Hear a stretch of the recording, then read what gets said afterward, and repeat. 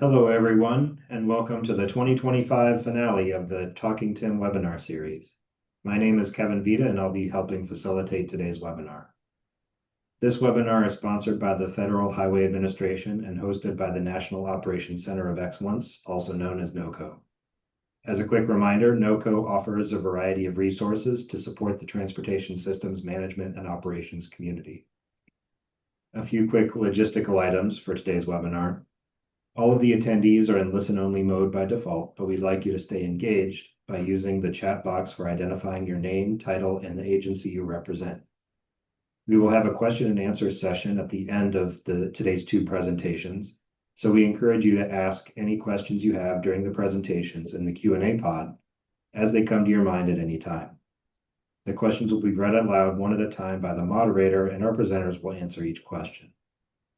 I would also like to state that this webinar is being recorded, and the recording and the slide deck will be available on the NOCO website within a few days. That's all I have. So with that, I'll hand it over to our Master of Ceremonies today, Vishali Shah. Thank you, Kevin, and welcome everyone. Please be sure to put your name in the chat if you haven't already done so. Next slide, Kevin. Just a quick disclaimer that any products, manufacturers that are discussed in here are meant to be included only from the perspective of its use and not an endorsement. And the presentations are created and being co-presented by multiple entities, and the views and opinions expressed in the presentation are that of the presenters and does not necessarily reflect those of FHWA or the U.S. Department of Transportation. Next. And I am subbing in today for Jim Ostrich as the host for the Talking Tim webinar, now concluding over almost 80 webinars in this webinar series. So thank you for those that are new to today's webinar, and thank you to those that have been a part of this series since its inception. Next slide. So today we are going to close out the year on the business case for traffic incident management. We'll start with some FHWA updates, and I will take Jim Ostrich's place for that. And then we have two strong states on the opposing coasts of the United States, Washington and Maryland, who will speak to how they demonstrate the business case for their traffic incident management program or program component. Next slide.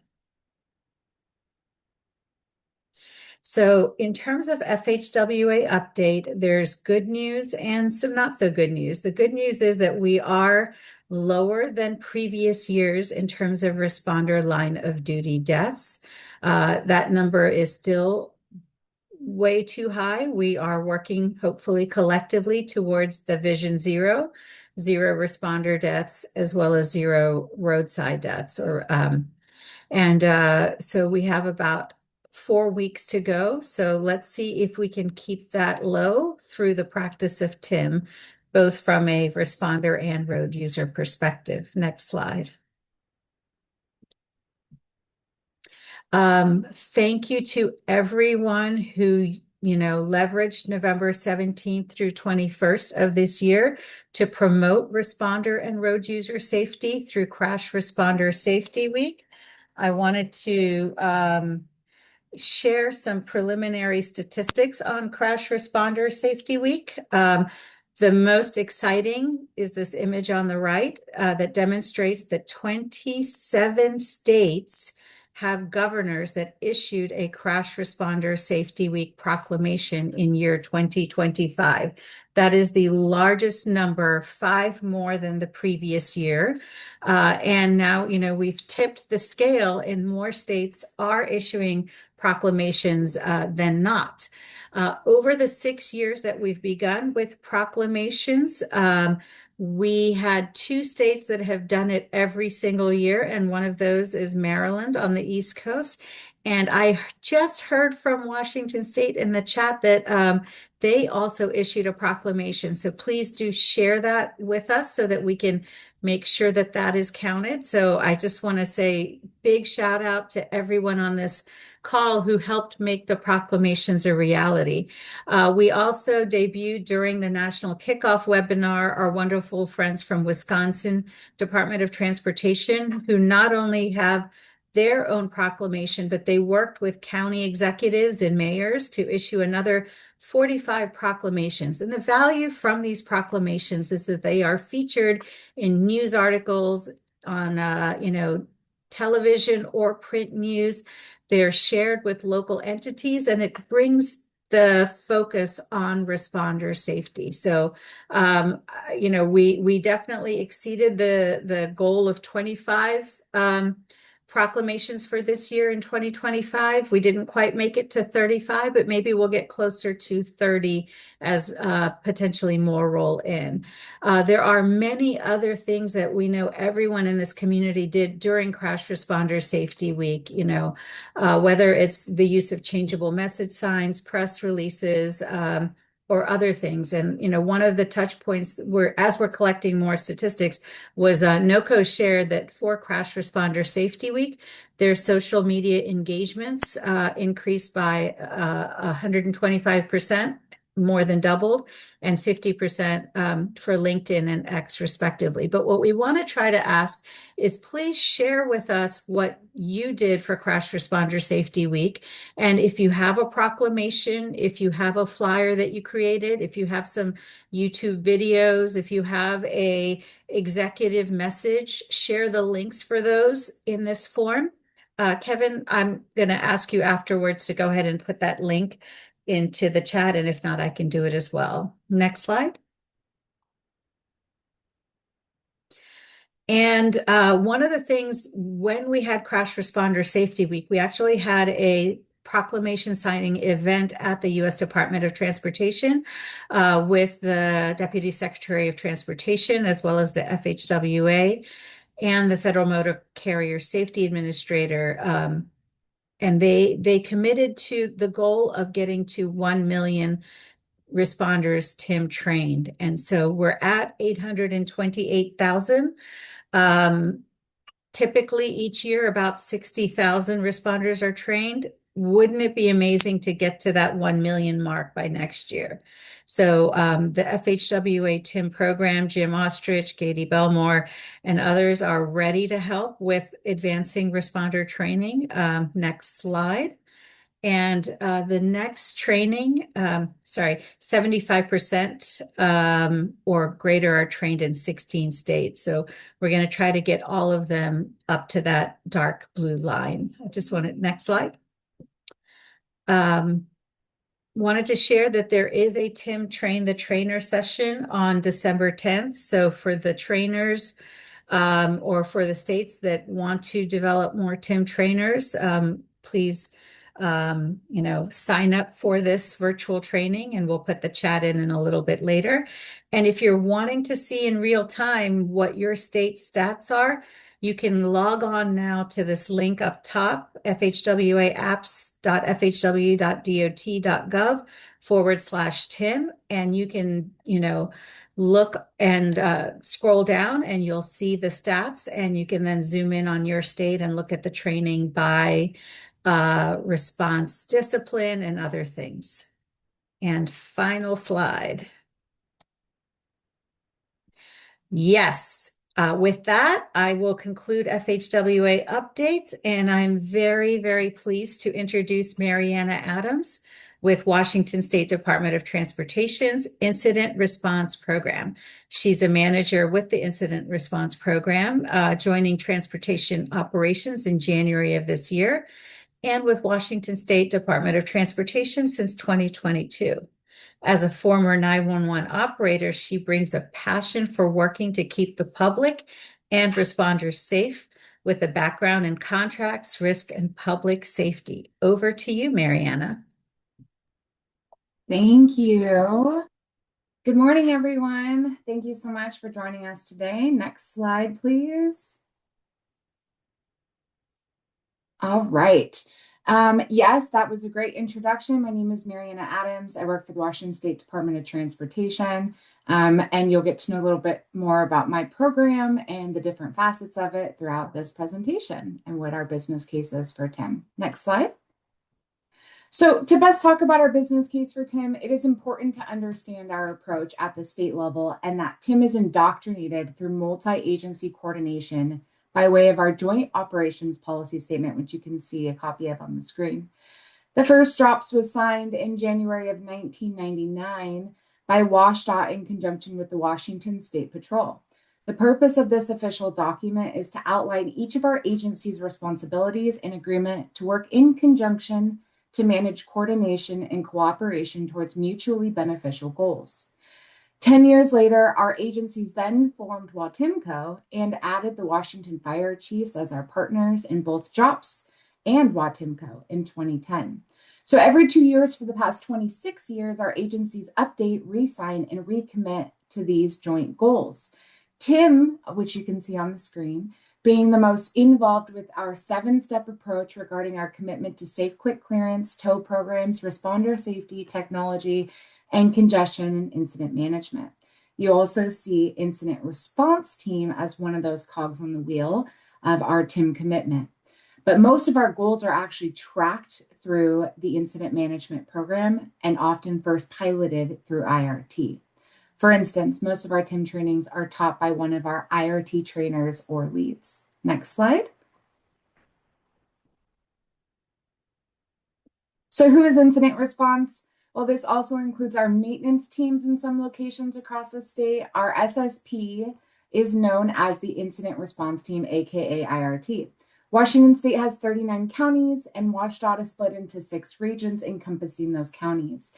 Our IRT are on call 24/7 and are in all 6 regions with 86 employees, 69 IRT trucks, 17 of which are F450 or F550 tows in our heavily congested areas.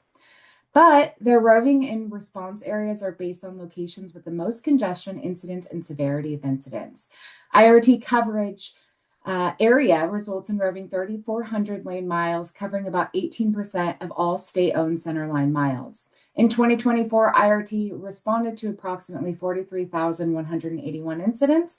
This year to date, we have seen a 27% increase and have currently responded to over 54,000 incidents as of November 23rd of last month. A further business breakdown of this major increase in incident numbers will be discussed later in our business case for TIM. Next slide. So 6 regions, 3,400 lane miles, what does that look like? So our primary roving routes are to the western side of the state, as that is where the most congestion is and where the most congregation of people are. But we are constantly reevaluating what that means and extending coverage. For instance, since this map was created, our Northwest region now roves a section of Interstate 90 that connects to South Central region, and South Central region extended their coverage on I-90 as well. As the severity of crashes alongside the propensity for commercial vehicle involved crashes and their impacts greatly increases on that section of 90. And that's not currently captured on this map. We utilize heat maps to be able to overlay onto our other maps to not only build our coverage areas, but identify if dedicated patrols are needed or have shifted. Next slide. This is our incident response team roadmap. There's a lot to this. It's just an infographic. You'll not be tested on anything on this later on. But though JOPS is our guiding charter for the last few decades, most of what our TIM goals are, again, are intertwined within WashDOT's IRT program. And IRT has a very long and complex history in Washington State. Though what we now know as IRT was not officially adopted as a state program until the early 2000s, what laid the groundwork for it began in the 60s, where response trucks were established for the Seattle Express lanes, In the 90s, our state then hosted the Goodwill Games, where we received federal funding to concentrate service patrols in partnership with State Patrol and the tow industry. Seeing the benefit of roving patrols, our legislature funded a study known as the Evaluation of the Service Patrol in Puget Sound to evaluate the most appropriate type of service, whether this was managed by WashDOT, the tow industry, or cadets within State Patrol. Simultaneously, there were large discussions occurring and additional research studies regarding freeway incident management, frameworks for developing incident management systems, and incident management strategies. During the finalization of the SSP study was when WashDOT and State Patrol signed the very first drops. And ultimately, it was decided to house IRT within WashDOT. Next slide. Our approach to TIM is within our motto, clearing roads, helping drivers. We are a full service SSP that prioritizes clearing the road, and if not on blocking or life safety incidents, then also stop to assist the traveling public with gas, tows, tire changes, etc. Our operators are required to have a Class A CDL, be able to pass a Washington State Patrol background check and fingerprinting, and then every operator is trained in TIM, ICS, radio operations, first aid, CPR, AED, stop the bleed, flagging, MUTCD, our Washington Incident Tracking System, and then also undergoes defensive driving and EVOC through the State Patrol Academy, alongside other specialized trainings such as anti-human trafficking, pilot, the Virtual Coordination Center, major incident tow, and electric vehicle fires.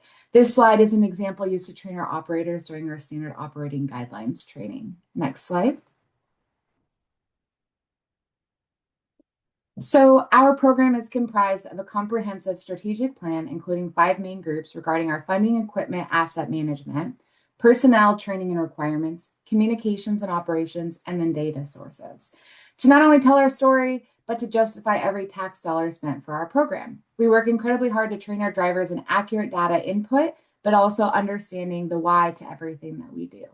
We believe in transparency with the public and display our program reporting quarterly and can run ad hoc reports to quickly share data with legislature and the governor's office as needed. Throughout our data collection business case, you will see me refer to many of our IR data sources listed in our strategic plan above. Next slide. Okay, so this is an example of the Washington Incident Tracking System report. So how do we collect data? After every stop, our drivers fill out a WITS report, which stands for the Washington Incident Tracking System, that tracks incident time, location, involved parties, including commercial vehicles, closures, incident types, action taken, responders involved, and any comments. The system is designed that it can be completed while offline or not connected to the internet, and then once their laptops connect to the network, it will upload all of their reports. This allows the driver to complete their reports in whatever fashion they deem necessary, regardless of where they are located. WITS is vital because, as you will see, its importance in displaying the data, revealing the trends, but also it allows us to collect data on specific technology that's being utilized, processes, or helps identify when training is needed.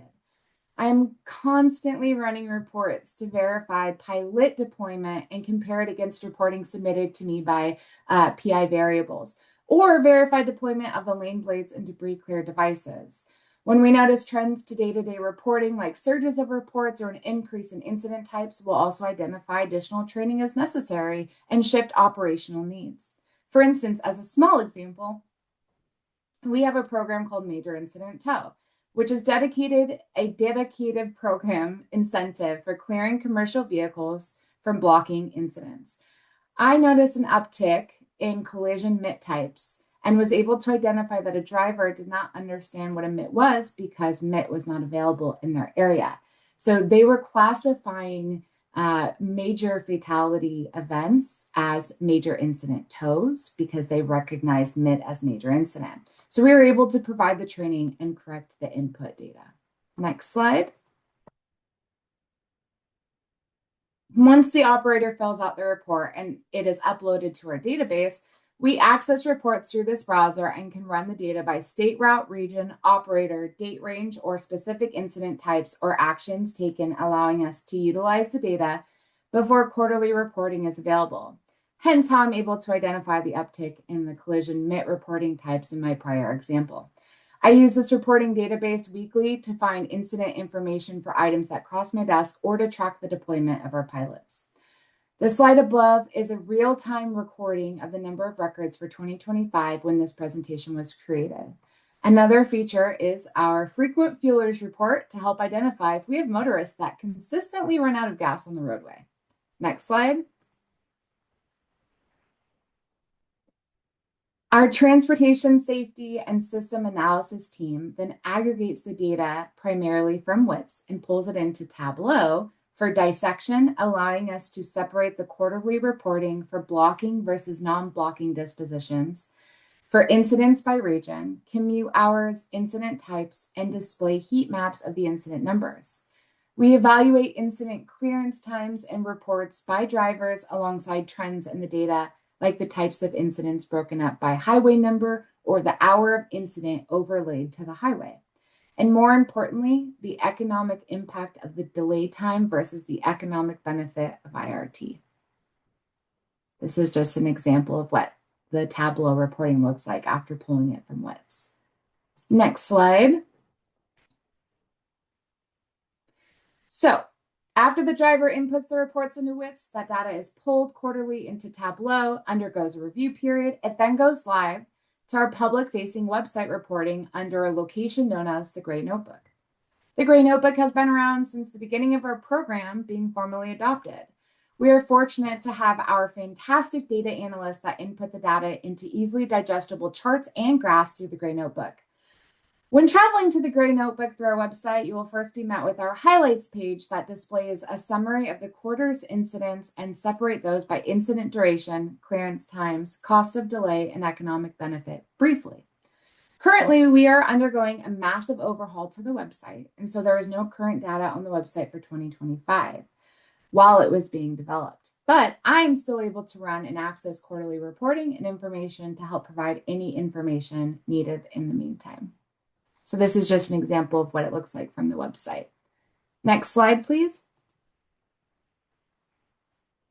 Now, the Gray Notebook is also categorized into different breakdown types. So if you wanted to get further into that regarding incident numbers, economic benefit, or extraordinary incidents, the Gray Notebook will show you year-to-year comparisons. So for instance, Q4 of 2024 for incident numbers, WashDOT saw a slight increase in incidents from Q4 of 2023, alongside a steady increase in average incident clearance times from 2020 onward. Every category of duration types increased in Q4 of 24. Yet, these number of incidents can coincide with the increase of many working from home in 2020 and 2021. And then slowly returning to the office. If you recall earlier at the beginning of my presentation with IRT's 27% increase in incident numbers this year, our most recent data for last quarter shows over 15,000 incidents, which is a huge jump from last year. Though not displayed on our website or even on this chart, Q4 of 2019, the year before COVID, had 14,000 incidents. So many have been asking, why is this increase? What's happening? Well, as of 1/1/25, many corporations that are headquartered in Seattle mandated employees return to the office full time. Hence, now we are seeing it and can explain the large jump in our own numbers that we are returning to pre-COVID statistics. The website does not show the pre-COVID statistics in its most 5 years of data, lending confusion to this major jump. So this is an example of being able to utilize that data and tell the story. Next slide. So in jumping around a bit, skipping forward to extraordinary incidents, before diving into our economic benefit calculations, when an incident takes 6 hours or longer and has tremendous impacts, we classify it as an extraordinary incident. You can see a 55% increase in extraordinary incidents from 23 to 24 with an increase in clearance time. One example of these extraordinary incidents is an individual who unfortunately intentionally struck 2 pedestrians at a mall and then led police on a chase and a shootout that spilled onto I-5 from the city. This had a considerable closure, investigation, and response time that is categorized within our extraordinary incident category. As more information is learned about certain events, these numbers can change. While our website displays a massive jump, since the overhaul, 5 of these events were deemed to be considered outliers, and our current statistics show 12 extraordinary incidents for 2024, and we currently have 12 extraordinary incidents in 2025, with our clearance time drastically decreasing to 513 minutes for this year so far. Next slide. Finally, our website displays the economic benefit of our program based on the incident reporting metrics and also the cost of incident-induced delay by duration types. To calculate our economic benefit as a program, WashDoc conducted a 3-phase research report through the University of Washington TRAC, otherwise known as the Washington State Transportation Center. The third phase, highlighted on the slide, established an estimate of cost of delay per every minute of incident duration for non-blocking incidents at $52 per minute, and blocking incidents at $498. These numbers have been adjusted for inflation from the original study in 2011 and are reflected within the Gray Notebook. If you are interested in digging into the weeds regarding these calculations and research reports, I can provide links on how we calculate the data, the research, and other documents that I've referenced throughout the presentation. Next slide. Outside of the Gray Notebook, part of our strategic plan and performance measures for the program, in addition to incident numbers and response times, is our customer service reviews. How are we assisting the public? How are we doing? After every assist, our drivers provide a paper comment card, and our information and electronic versions are available on our website through SurveyMonkey. We keep the surveys to a 5.5 by 3.5 prepaid postage card or 7 questions identifying who helped them, rating their service, and any additional information we should know. All of the responses are congregated into spreadsheets that are manually entered or pulled from SurveyMonkey's site that we then share with the supervisors or highlight on our website. Next slide. So, what do our comment cards suggest? What's the information that we're receiving? We're receiving information that the motoring public that interacts with IRT is extremely satisfied with our service, and also that most of them did not realize our program existed prior to their interaction. Our response data is relatively low. As you can see, we have about 232 total responses for this year in comparison to our 50,000 incidents that we've responded to. But the comment cards are mainly distributed during disabled events with motorist assist. And not every one of those incidents that we've checked in on has resulted in our operators doing a motorist assist. Oftentimes, they could just be doing traffic incident management, traffic control. And oftentimes, tow could already be underway. But from the data that we do receive, as you can see on the screen, it's overwhelmingly positive with 100% excellent rating out of 4. So it's like excellent, good, neutral, or needs improvement. All right, next slide.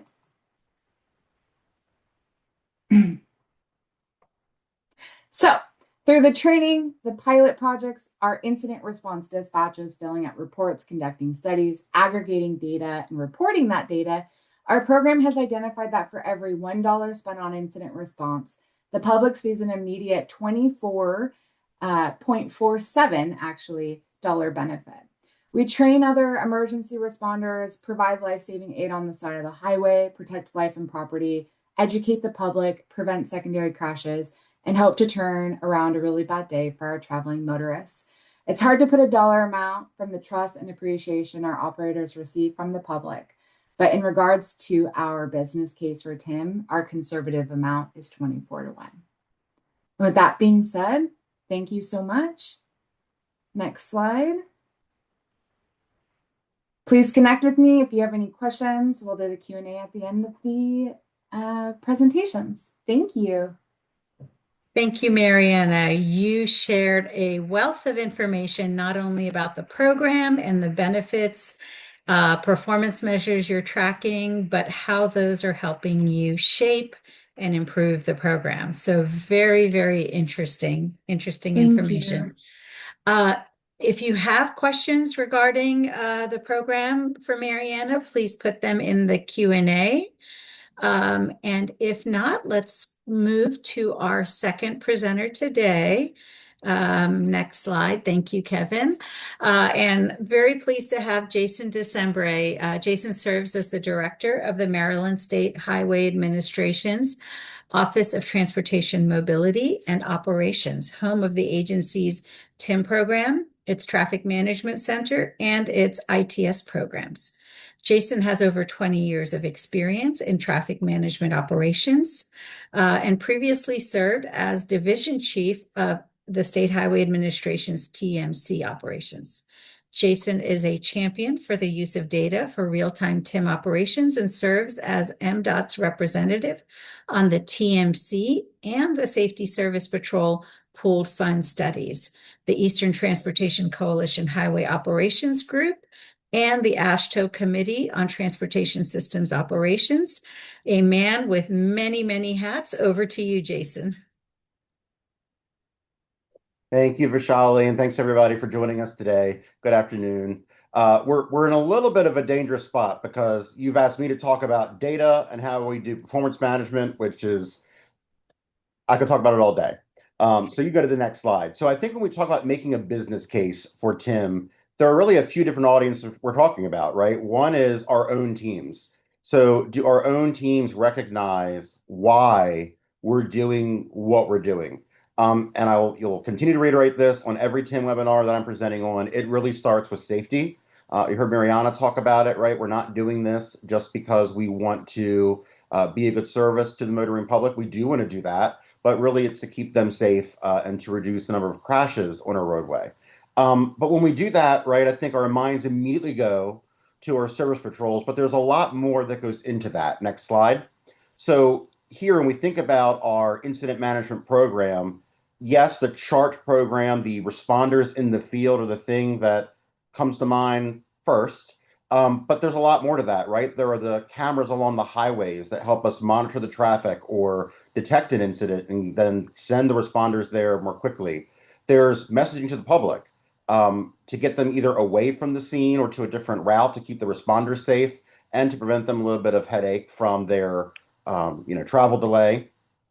There's the management of that traffic as it's detouring around, again, to try to prevent secondary crashes. And I'll use a former colleague's phrase, balance the network. And then there's the emergency operations piece if it's a very severe incident involving hazmat or something like that. A lot goes into that. So as we talk about making the business case for funding, for the elements of our programs that we need to really do an effective job, it's a lot more than we sometimes think of. But for those who don't know a lot about Maryland's program, you go to the next slide. A little bit about our coverage area and our centers. So we have 4 traffic management centers across the state. 3 of them are regionally based, located inside of Maryland State Police Barracks for the Maryland State Highway Administration. And then we have our statewide operations center, our 24/7 TMC here at Hanover near BWI. We also have CHART patrols, Coordinated Highways Action Response Team. That's our version of SSP here in Maryland. The part that I want to highlight on this map is you'll notice there are some areas of the state that do not have permanent SSP patrols. However, in those areas, we do still have maintenance shops that will come out for major incidents, as well as ourselves. We will also go to these areas if there is a major incident that needs our assistance. So it is still a statewide program, even though we don't have permanent patrol presence in all of these areas. You can see the hours located there to the left. And I also do want to highlight our sister agency, the Maryland Transportation Authority, also operates 2 traffic management centers, one at the Fort McHenry Tunnel near Baltimore and one down near the Bay Bridge. Both of their centers are 24/7, and they operate a similar traffic incident management program to us. We use all the same ATMS software. So all the data that we're both collecting, we can all access it. So as we talk today about performance management, the good thing is the 2 primary response agencies for DOT in our state are using the same platform, have access to all the same data, and then can measure, their own performance based on their metrics, how they need to. Next slide. Just a composition of the office. When we talk about order of magnitude, again, we are a 24/7, 365 program. Also in the field, in addition to our statewide center, which is the picture you see here on your right, we do have 24/7 patrols in the Baltimore and National Capital region, and essentially 16/7 in the Western region, and then some seasonal enhancements over in our Eastern region, which is normally Monday through Friday. 54 total SSP patrol units. But a new element to our program, the MSP liaison used to be just one trooper. Now we have a dedicated TIM unit, which I'll talk about on the next slide, that has 5 additional troopers to assist us. We have a huge, critical partnership with the Maryland State Police that helps us effectively manage traffic. Next slide. So in addition to the partnership with the state police, you can go to the next slide. We also have a clear the road policy, which allows our units, our SSPs, to remove vehicles from the roadway before a trooper arrives on scene. We still need to be communicating with a barrack duty officer, but we can quickly move that property damage crash out of the roadway. There's also Maryland law, like it is in most of your states, I'm sure, that if it is property damage only, no injuries in your vehicles are drivable, to relocate that to the shoulder. We do carry pamphlets to advise the public of that as we're traveling along. But the one part about the TIM unit that I want to highlight is you'll notice there is a picture here of a motorcycle unit. That is intentional. So working with the state police, we were very adamant that we have motorcycle units available to us to assist with getting through trap traffic easily, or if we had to go contraflow, again in dead stop traffic, it's a lot easier for that motorcycle unit to weave its way. They do have SUVs in the case of inclement weather where they can't ride their bikes, but we still believe that there is a huge traffic incident management benefit to having a motor unit inside of your police agencies to assist with your DOT.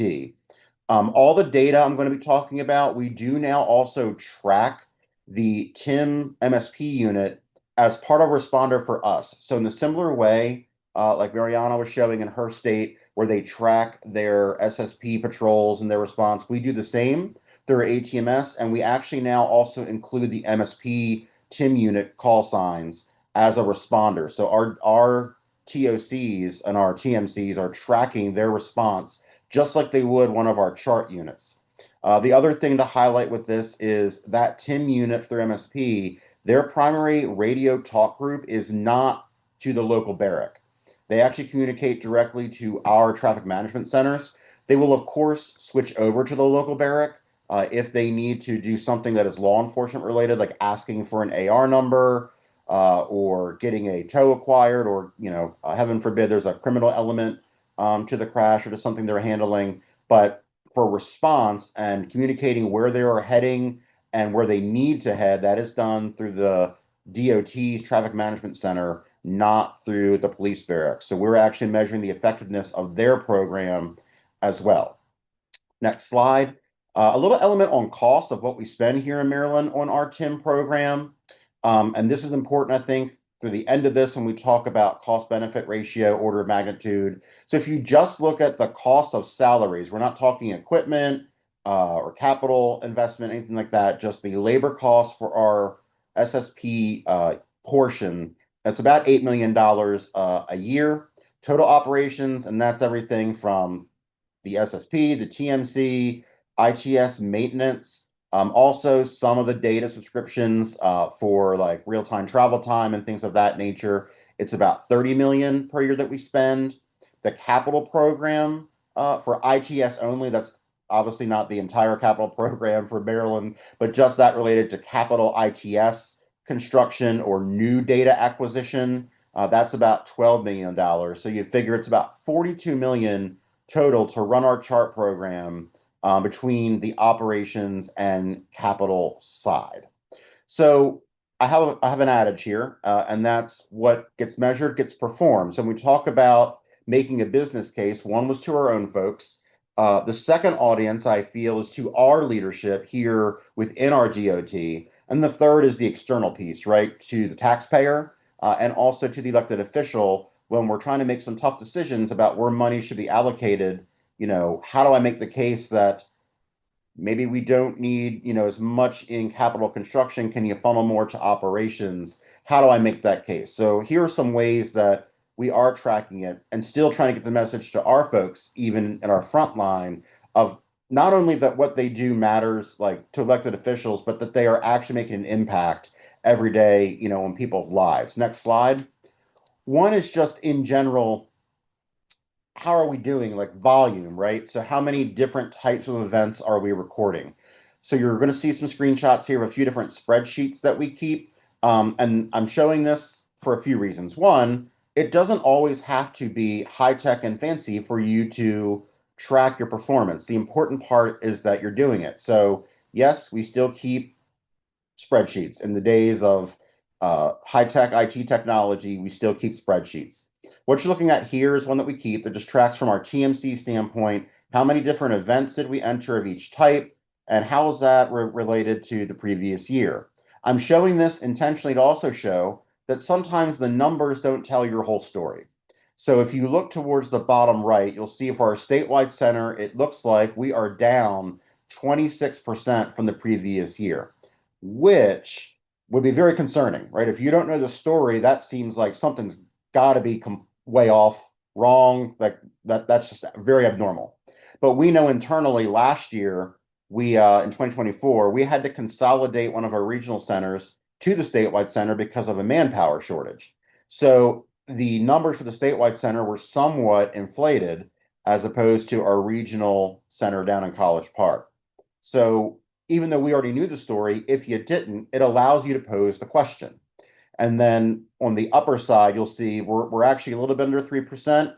What stuck out to me when I looked at this as the director, those winter months were down, but as the summer kicked into gear, we saw now an increase. And then, of course, you can start doing a deeper dive into why that is.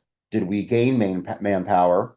Did we see more summer beach traffic that related to more accidents and disabled vehicles occurring? We start doing those deep dives to figure out what's the story behind the number. So this is just looking at overall programmatic volume of events. Next slide. We then also track this at the team level. We do this for both the TMC side and the field side. I'm showing this just based on the audience. We track some of the key metrics that we want to look at for Tim. Incident clearance time, incident response time. We do not track secondary crashes here. We also don't track the total roadway clearance time here. And that's strictly because a lot of times when we have calls holding our chart unit, our SSP may clear while MSP still remains on the scene. And if I don't have a camera there, I can't accurately track that. So when it comes to team performance, we just focus on lane clearance time. I have removed names and call signs to protect both the innocent and the guilty.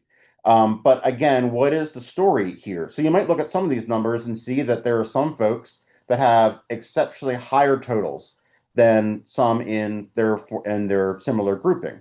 Well, we can then do a deeper dive and we realize that individual's working a lot of overtime.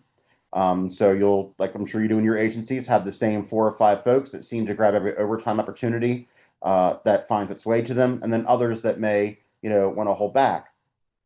You might see some that have way less, and you find out, oh, well, that person was on work injury leave. Again, the important fact is that we are tracking it so that we can then do these dives and figure out, is there a problem we need to address, and what is the solution? Next slide. And then finally, we also look at it at a high level regional basis. So comparing region to region. So I'll just highlight like one thing that stuck out to us during the winter months. If you look at the eastern region, by and large, they were consistently in every winter month higher in average lane clearance time than the others. Well, that makes sense because they actually have fewer personnel to respond.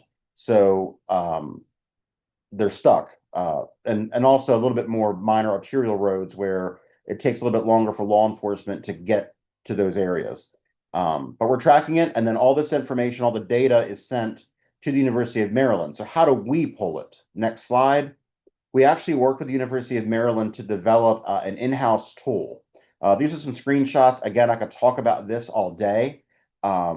This is just a high-level view of the landing screen. So our operators, our supervisors rather, are able to quickly go into this system, and they can pull an event from, we're going back to 2001, that University of Maryland has our data.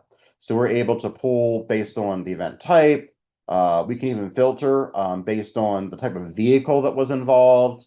And this is just the main event screen. We can also pull responder statistics quickly So even though I said we're using spreadsheets, the university has converted that. I can click a button and get it. But we can very quickly manipulate this data. And we do pull it quite often and in real time. So when we measure our performance, it's not just waiting for that monthly report. It is in real time, and a lot of that happens during emergency weather events. Next slide. What you're seeing on this next slide is some screenshots of a report that we'll send out. This can go up as high as the governor's office, and this is just showing the number of active events. This was during a particular rainstorm that occurred back in May.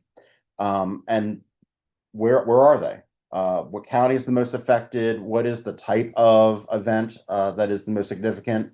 And this really came out of needing to coordinate with utility companies, knowing which events involved some type of utility issue. So our Department of Emergency Management could try to get expedited resources there to clear those wires from trees and things of that nature. But it allows us to very quickly vet the data and make sure it's accurate. For example, on the right-hand side, you'll see the list of events, and you'll notice that some under the current lanes closed column do not have anything marked as red or black for open. It's like a shadowed gray kind of color. That means I don't know, or at least our center does not know. So we're very quickly able, from leadership, able to reach out to our peers at the districts and the maintenance shops and get clarification on what's blocked and get that information corrected. So then even when it's closed, the archive data is correct.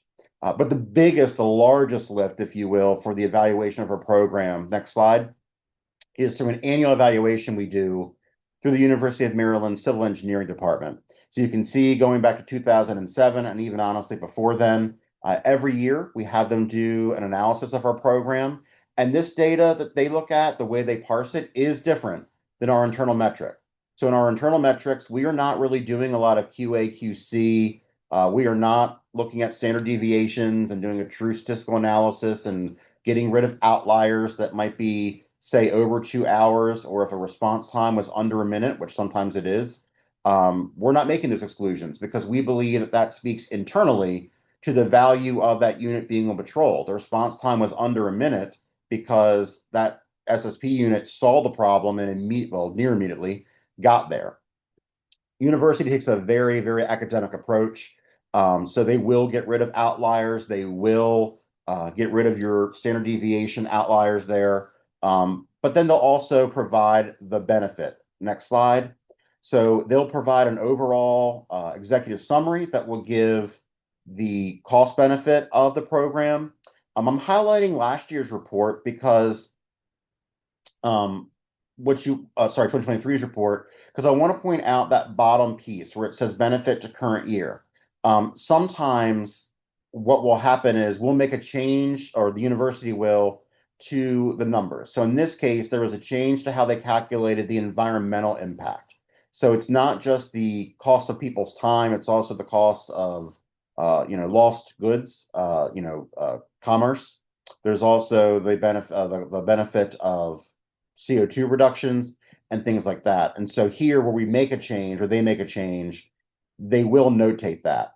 But either way, it's still a staggering number, right? Over $2 billion with a B dollars in estimated benefit. And then along with their report, they will provide recommendations from the report. So why is this important?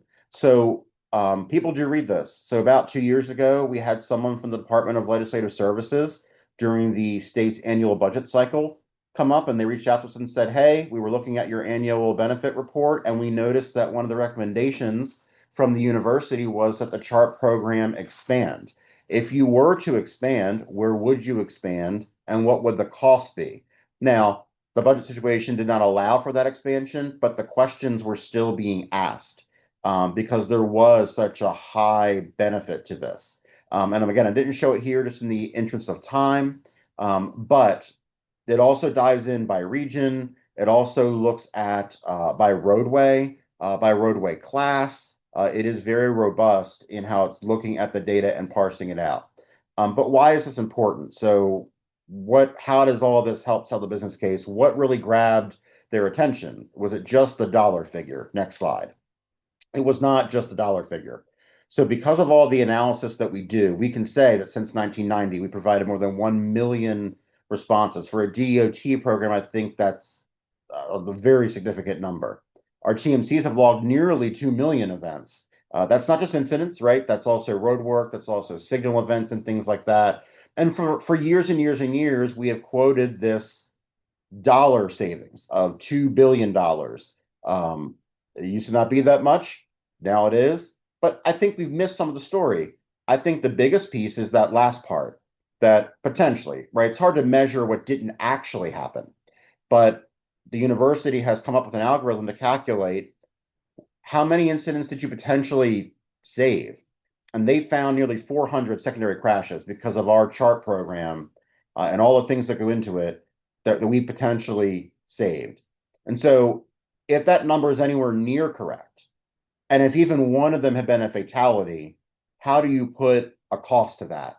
So that really is what we think the story is. It's not just the dollar savings, although that is important. If you do the math on that 2 billion versus, even the high cost 42 million-ish, you're talking about a 45, maybe even 50 to 1 ratio there. For every dollar I spend, saving 45 to $50. But that's not the biggest story to us, right? The story to us is how many lives we save. That's it for me on the next slide. My contact information is there. Feel free to reach out. And of course, we'll be looking through the chat to go through any questions you have now. Appreciate the time. Thank you so much, Jason. Again, blown away by the work done, not only in terms of the service of the public, but in terms of how you're making the program far more efficient and focusing strategies and improvements. So next slide, Kevin.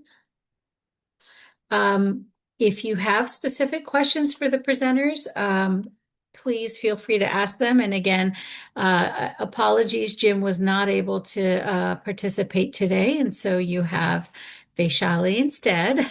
But if we don't have questions, I know that we had some that I wanted to ask and the TIM program wanted to ask. So I'll start, with the big one. Jason, you noted how members of the government asked about where you would invest funds. Over the history, both for you and for Marianne, have your benefit cost analyses led to interest and funding of TIM? So Jason, I don't know if you want to answer first, and then Yeah. Marianne, I'll put you on deck, and then please share your video as well, Marianne. Yeah, so I'll start when Mariana gets her video ready to go. Back in 2012, we saw something we never saw before. So Chart used to be a Monday through Friday program via call out, but because of this benefit analysis that we did, the administrator at the time went to the governor and said, we need to expand this. And so for the first time I've ever seen it, 20 positions given immediately for us to expand and go 24/7 in Baltimore National Capital Region. So we have seen direct benefit, not to use the term, from doing the benefit analysis, right? That we're able to justify why that resource should be given to us. So, and again, the march for expansion continues. We're not giving up. We're just waiting for, the ledger to go more green. Very good. And Marianne, on your side? Yeah, so the last time we saw a huge, I think, push was in 2016. The metrics were really utilized in conjunction with the governor's office to secure 10 additional drivers for the program. There were some large construction projects going on, and that was kind of a way to help mitigate the congestion that would stem from these projects. What is happening currently is that I'm putting together, a budget and a decision package request fully based off of all of this information and data, where we are not only trying to expand the program in areas where the data supports that and use that to justify why we're asking for folks in that area, but also to fund drivers that have been previously funded through projects that were temporary, and so now we need to be able to come up with state funding for that and justify why. So yeah, it's incredibly vital. it's a good thing to be able to point to. Um, I, I don't know where we'd be without this, without the data that we do track. Yeah, and I think what's interesting is both agencies are tracking the performance data and then leveraging university resources to some capacity in establishing the methodology for the costs and the benefit analysis. Um, Jason, you mentioned the fact that, by having the TIM program, the state has avoided what could potentially be up to 400 other crashes. So these are secondary crashes. I know that we can't capture all benefits from TIM, but it seems like in Maryland, you guys are capturing secondary crashes, you're capturing environmental impacts, and I thought you also touched on the impact to commerce. Marianne, to what extent do you feel that those performance benefits are captured for the analyses? And do you feel like there's something that you want to change in the analyses so that some of these other benefits are also being captured? So, you're having a more comprehensive impact. That 24-1 could go to 30-1 or 40-1 were you to 50-1, who knows? consider these other things. Yeah, that's a really good question. I think my response to that would be how we track the data and how it's siloed kind of through the incident response program through our SSP. I think that is why the efforts and how we're tracking data is so conservative. If I had the magic wand, what I would like to do is expand it into our maintenance categories and with State Patrol, that we are accurately, because we have crash data, right? But what does that crash data tell us in conjunction with our data? And how do we, mix and match those sorts of things and what's tracked with that crash data? And then we have billing that our maintenance folks do, right? They track every hour that they're out there for third-party purposes.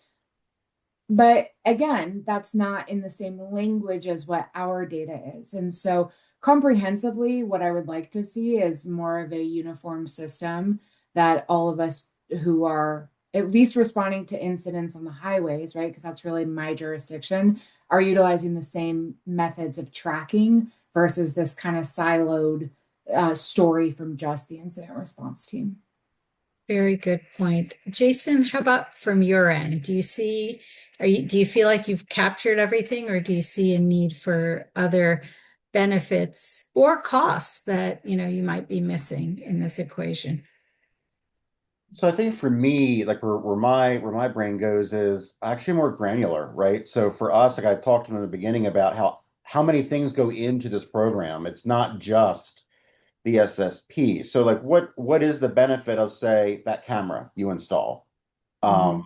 What is the benefit of having a TNC, someplace to actually record this data, and make sure that the responders are not just getting there, but are coordinating right at the scene to get this done. And some things that I don't think we quantify, right? What is the benefit of even conducting TIM training sessions where and not just for the education of how to handle the scene and make it safe, but to make those connections that we know who to call when something happens and how to coordinate. I think being able to figure those like little nuances out to like sell, if you will, the benefit of individual programmatic elements, I think would be big. And of course, because you said, Vishali, like I'm a data geek. I love it. So I can always come up with something else to track or measure. For example, we have good things we want to measure for field responders, right? There's a well established in the TIM community with secondary crashes, lane clearance time, actual incident clearance time. But what about our TMCs, right? How do we gauge their aspects of the TIM timeline? And I look at, you might have a different word for it in your agency, right? But confirmation time from the time you become aware of an incident to actually verify that it's there, and then from then all your subsequent actions of time to from confirmation to first responder, from confirmation to first overhead sign, like how are we proving the benefit again of that TNC? We need to start measuring some of that just to show like that baseline of what we need. And then you make the argument of, I can't meet my goal because I need X number of resources to get there. Yes, exactly, exactly. And, even are the deployment of resources appropriate for the incident? Are we getting the right mix of resources out there? Yeah, Not are we getting them on time, but yeah. yeah, and I'll tell you too. So real quick, I didn't talk about it because again, time. But we did. So this data, we also went to university and said, can you look at our patrol routes? Based on all the incidents that we've had, can you look at how our patrol routes are laid out? Are they with the right beats? And so just for perspective, we have essentially 4 zones per region, with the exception of Western and Eastern that have 3. So quick math. Let's see. So that's there are 14 patrol zones that I have. When they looked at this, they said, actually, to meet your response time goal that you actually want to have, you need like 17 patrol routes. And it's like, well, I can't really get there. So then it was look at it with the resources I have. How can I get there? So yeah, you're exactly right, Vishali. How can we better use the data even to improve the efficiency? And then even that benefit then goes higher, right? As you improve your metrics there. There's a question from Brian Purvis. Have either of you or your, data people looked at the FHWA TIM benefit cost calculator? That's out there. I have an answer, but I'm going to first wait for you guys to respond. Well, first question, are you familiar with the TOPS BC tool? Yes, vaguely, right? So we do not utilize it heavily, to be blunt. So we don't, we did not force UMD that way. And I also selfishly want to say, I actually think we may have been doing this before Federal Highway published their guidance, right? I also know some work had been done by some consultant teams who may or may not actually be on this call to compare different benefit cost methodologies. Yes. For those on the call who don't know, Vishali worked on that project. Yes. So no, we did not require them at the time to look at it. Now, since then, is a different story. But I'll let you chime in, Vishali. Marion, I want to give her a chance first, and then I'm happy to chime in as well. So I'm not super familiar with the tool. In regards to the data and how it's calculated with us, I leave a lot of the like specifics up to our data analysts and how they collect and congregate the data and the calculations. And so from this conversation, though, I'm going to download it and I'm going to compare it to the research and how we're calculating these other things. I really like that it's outside of the SSP and it includes our driver removal laws. The other thing I was going to say in regards to traffic incident management was that kind of, I'm going to pause. I'll let you discuss that. I want you to finish your thought with the tool, but I have a follow-up thought to what Jason was saying and like the other tools and stuff, and it fits in really well with this tool. Yeah, so the TOPS BC tool was published much later than the benefit cost analysis from the University of Maryland and Maryland State SHA. I think 2003 versus probably closer to 2016, if I remember correctly, maybe 15, 16, 17. So it's been a while since the TOPS BC tool has been refreshed. So my guess is that some of the values of events may be a little bit different than what we want now. And what Jason was referring to is, wow, back in 2015, I did an NCHRP on quantifying the benefits of TIM program, NCHRP 03128, National Cooperative Highway Research Program. And what we did with the University of Maryland team, which was a wonderful partner and sub for that research, is we compared the benefits from the TOPS BC tool with the methodology that the University of Maryland State Highway Administration, collaborated to develop, as well as another one or maybe two other methodologies that were out there. So that report is there. I will try to look it up and put it in the chat afterward. But yeah, there are definitely, strengths and differences because different tools have different values of time.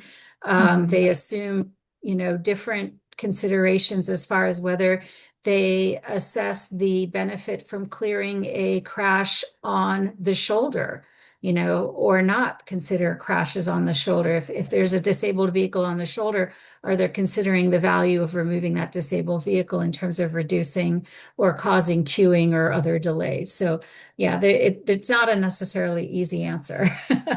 Um, I think, let me see, I think there was another question that we want to get to, but my controls, I'm going to stop sharing so I can get back to the controls. I think there was a question about what states might be doing to track, measure, analyze secondary crashes more closely, and whether the secondary crash is as severe, less severe, more severe to primary crashes, and the impact of secondary crashes to responders and response vehicles. So that was from Jack Sullivan. So happy to have you guys provide some thoughts on that if you have any. Marianne, Secondary crashes are tough. I mean, in regards to our data is only as good as the data of how it's inputted and when it's inputted.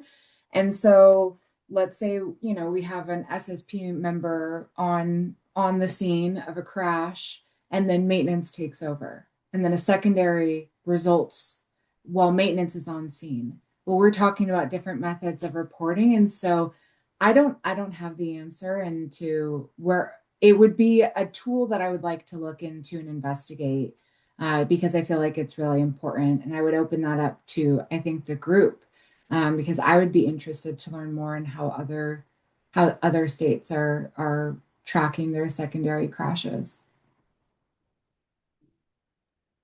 Jason?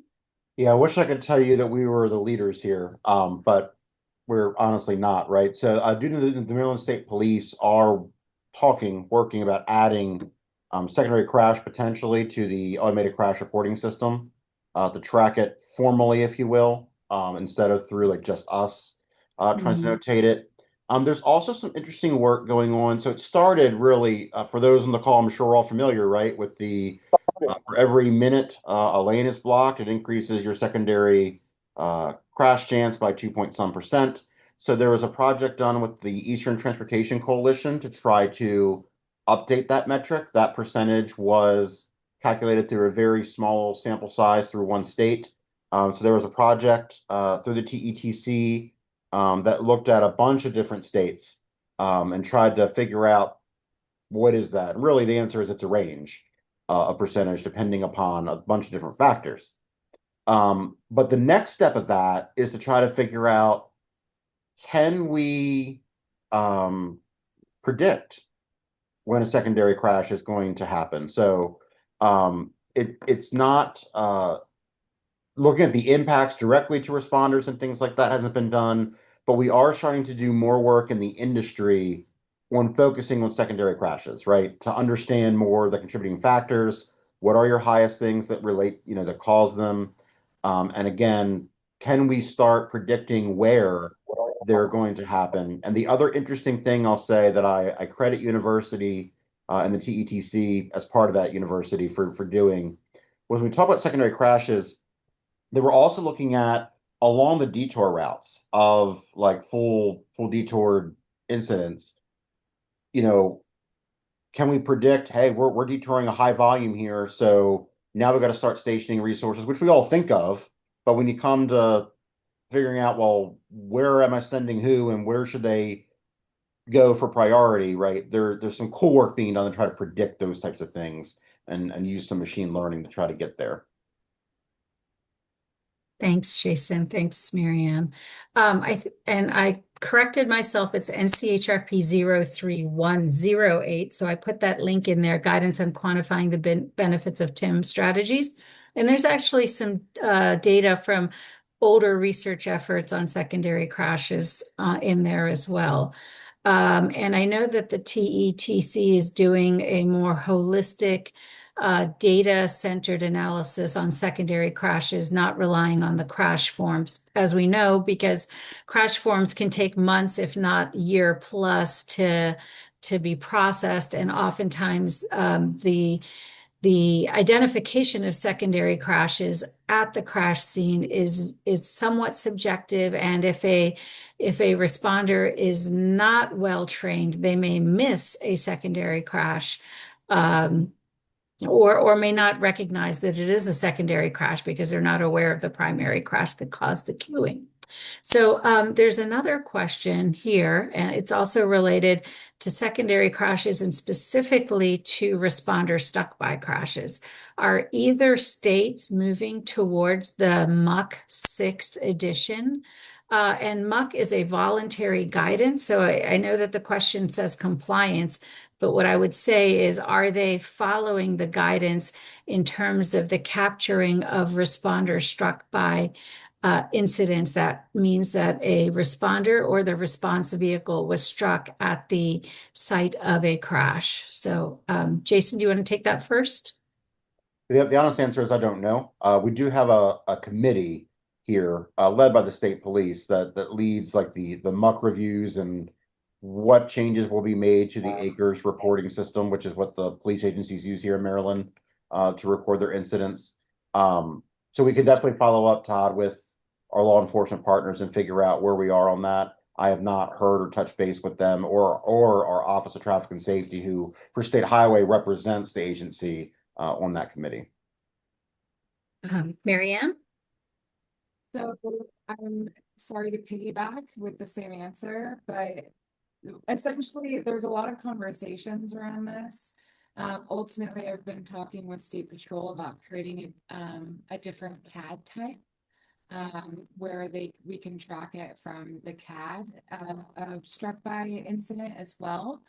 Oftentimes with all the other reports that are ongoing after one of these incidents, I would be surprised to say that they are absolutely reporting these every single time.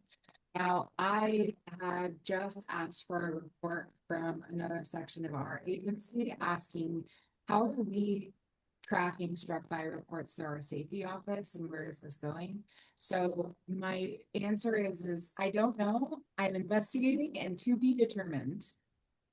Yeah, there was a Federal Highway Administration research report that came out, I believe, in 2024 on sources for secondary crash data, and you know, it was definitely a challenging environment, and it will be, you know, the traffic records coordinating committees that most states have that work towards what would or would not be on the crash form typically have anywhere from a 3 to 5 year cycle to make changes. So I think any evolution is one that, you know, requires focus now, with recognition that it may be multiple years before that data can be more effectively collected through the crash form. So I think that's why many are looking at alternative data sources to categorize secondary crashes.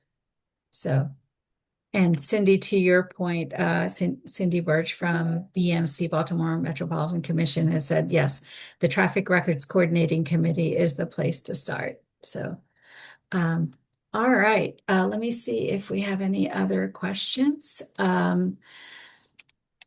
Let's see.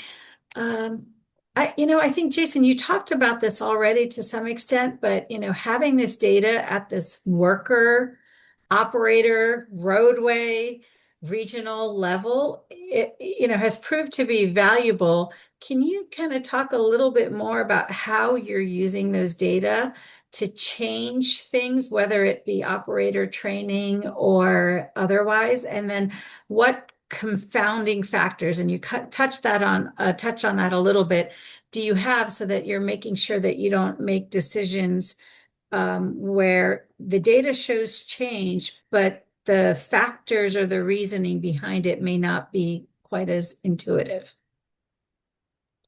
Well, the first part of it is, and we've gone through both sides of this. So one is sharing them with the team, right? So we went through a period where we religiously posted these, and it actually became a little bit of a competition for the team of wanting to have the highest number, right? Who's going to have the highest number of responses this year, which was good, right? No one wanted to be the one on the bottom of that list, so it promoted good work there. Then there were some internal things that happened where they didn't get sent out for a bit. We're just getting back to distribute them again. So one is that they know that we're looking and they actually find it healthy amongst themselves to know. Then identifying these training issues, right? So part of it is you might see a region that compared to last year or even a couple months back, maybe shifts. So other confounding factors. One, stuff outside of our control. So I mentioned that we have an agreement with MSP that lets us move vehicles without them having to be on scene. But maybe you have a commander at a barrack changes, right? They promoted, new barrack commander comes in. They're not as familiar with the chart program because they came from one of those counties where we don't have permanent presence. And so they're a little bit less inclined to let us move things as quickly, right? So you start being able to sometimes it's not even our performance, right? It's other factors that are weighing. And so there goes the training piece, right? There goes the Tim Coalition aspect, if you will, of, hey, like, do you understand about the chart program? We're self-insured. Because a lot of it you find is like the trooper assumes that they're then liable if something happens to the vehicle. And so, no, we take that on as a DOT. That's the cost of doing business. So it's things like that that also kind of yield there. From a training aspect too, and this really goes into that individual performance aspect. If you notice that there's someone who maybe themselves have a lower clearance time or a higher response time, is that because they're uncomfortable or unfamiliar, say, with using their emergency lights, right? Using their emergency equipment.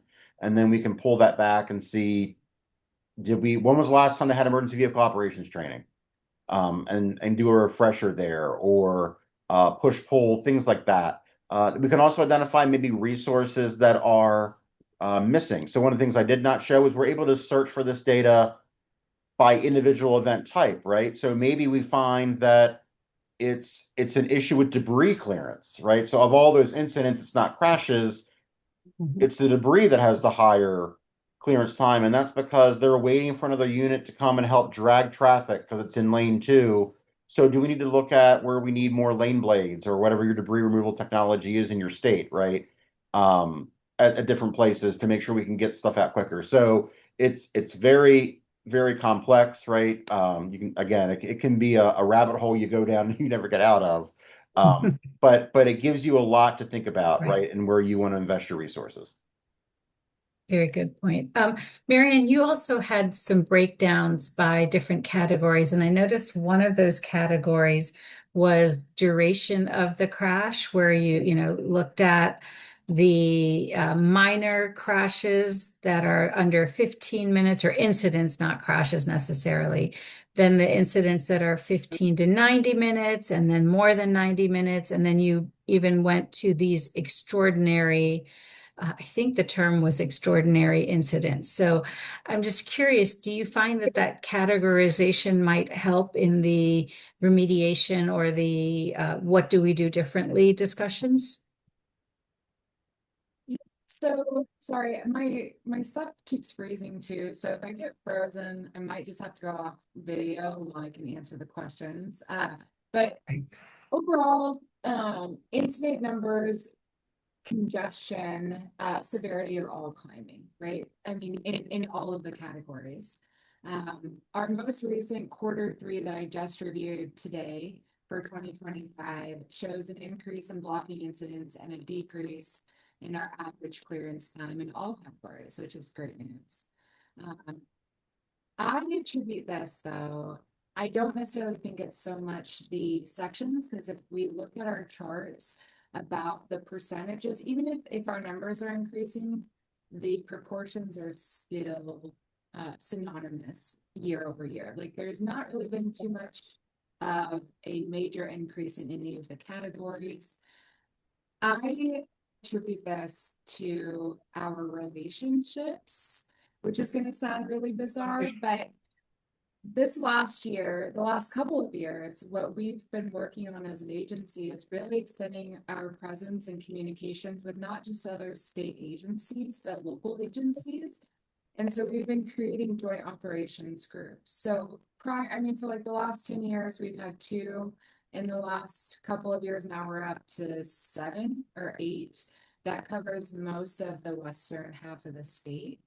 And so seeing this like incident time going down alongside, we also have moved out of the pilot phase for our virtual coordination center, where we then connect those agencies virtually so they can do real-time, traffic management or really major incident management together without having to have access to radios or having to have access to anyone. We're talking DOTs, local, state, whatever, as long as they are part of the VCC, can then start to coordinate. PIOs can start Right. to coordinate. It's a really great thing. Well, those 2 things have both happened at the same time within this last year. So even if we've seen this increase of incidents that are consistent with pre-COVID, Right. we're also seeing a decrease in response time. And I don't have direct numbers to prove that, but I mean, I don't know, correlation, causation, et cetera, et cetera. Right. But I would say that they're definitely all correlated. Oh, I think you're frozen again. Sorry. All right. Let's come back to the PowerPoint, Kevin, and go off video because we can't. Unfortunately, Marianne's audio and video has sort of dropped. All right. Well, we're almost coming to the close, but we wanted to bring the audience into the conversation, both using the webinar chat, and we're going to put up a poll. You saw both from Mariana, Washington State DOT, and Maryland, a benefit cost assessment. Maryland's is more for the entire TIM program, whereas Mariana's was for the Safety Service Patrol aspect of the program. So the first question we wanted to ask from all of our participants is, when did your agency last conduct any form of benefit cost assessment of whether it's the the TIM program or a component of the TIM program, whether it's ITS or Safety Service Patrol or Traffic Operations Center, otherwise. So if you could go ahead and make that poll question live, and for attendees, would love for you to answer that poll question. And then the second question comes to what Jason had highlighted, that they have a internal facing performance dashboard, but not necessarily a public facing performance dashboard. So we wanted to see if you have an internal facing performance dashboard, could you give us an email to Jim Ostrich or myself to share an image of that? And then if you have a public facing dashboard, can you add the link? And I think you just scroll down and you'll see that link at the bottom. So Kevin, can you go ahead and start the polling? I don't see anybody responding yet. And if you have some feedback on these questions, please let us know. And while people are answering, I'm going to say a big, big thank you to Jason and Mariana for making time to share. And big thanks to Kevin for helping facilitate this webinar, as well as Katie Belmore, who also is facilitating the chat portion of the webinar. And if you have any resource needs or information needs, feel free to reach out to Jim Ostrich, Program Manager for Traffic Incident Management. And Kevin, I see that you mentioned that you have responses. Can you go ahead and share those responses? Because on my end, I'm not seeing it. So my apologies. All right. So amongst the responses, Just a few did their benefit cost assessment in the last year. One did it in the last 2 to 4 years. A few did it 5+ years ago. About 1 in 5 have never done a benefit cost assessment, and about half don't really have that information. So that has been very helpful as we move forward from the FHWA TIM program perspective. Is this an area that we should refocus attention as we move forward? So with that, we have about 3 minutes left. Any last minute calls? Otherwise, we will close for today. Thank you for everyone who focused on Crash Responder Safety Week, and please do share that retrospective. Have a wonderful holiday season and Happy New Year well in advance, but we will see you again in January with the next Talking Tim webinar. Thank you, and stay safe out there.